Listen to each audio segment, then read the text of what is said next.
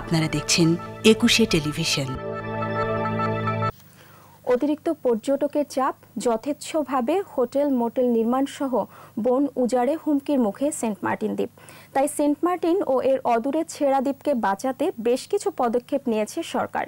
এর মধ্যে ছেড়া দ্বীপ ভ্রমণ নিষিদ্ধ করা হয়েছে, আর সেন্ট মার্টিনে ৬ ধরনের নিষেধাজ্ঞা দেওয়া হয়েছে। এ অবস্থায় সরকারি নির্দেশনার কঠোর বাস্তবায়ন চান বিশেষজ্ঞরা। সেই সাথে স্থায়ী স্থাপনা ভেঙে ফেলে পরিবেশ বান্ধব পর্যটনের পরামর্শ তাদের। মফিউর রহমানের রিপোর্ট। সুনীল জলরাশি, সৈকত জুড়ে সারি সারি কিয়া বাগান, ঝাউ, নারকেলের বাগান সৌন্দর্য ছড়াচ্ছে।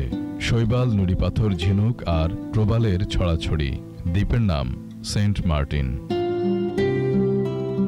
৬৮টি প্রজাতির প্রবাল, ১৫১ প্রজাতির শৈবাল, ১৯১ প্রজাতির মোলাস্ক বা কড়ি জাতীয় প্রাণী, ৪০ প্রজাতির কাঁকড়া, ২৩৪ প্রজাতির সামুদ্রিক মাছ, ৪ প্রজাতির উভচর, ২৮ প্রজাতির সরীসৃপ, ১২০ প্রজাতির পাখি, ২০ প্রজাতির স্তন্যপায়ী প্রাণীর বাস সেন্ট মার্টিনে। এই দ্বীপে উদ্ভিদ আছে ১৭৫ প্রজাতির। পর্যটকের চাপসহ নানা কারণে হুমকির মুখে নৈসর্গিক দ্বীপটি। ৮.৩ কিলোমিটারের দ্বীপটিতে স্থায়ী বাসিন্দা প্রায় ৯,০০০। এছাড়া এখানে প্রতিদিন গড়ে ৯,০০০ পর্যটক অবস্থান করে। দিনের পর দিন অত্যাচারে হুমকির মুখে দ্বীপের পরিবেশ প্রতিবেশ। তাই দ্বীপ রক্ষায় এবার নড়েচড়ে বসেছে সরকার। ছেড়া দ্বীপ ভ্রমণ নিষিদ্ধ, সেন্ট মার্টিনে যান্ত্রিক যানবাহন, আগুন জ্বালানো, উচ্চস্বরে গান বাজনা বন্ধ, প্লাস্টিক দূষণ বন্ধ সহ ৬ দফা নির্দেশনা দিয়েছে মন্ত্রণালয়। তবে নির্দেশনার বাস্তবায়ন দেখতে চান পরিবেশবিদরা।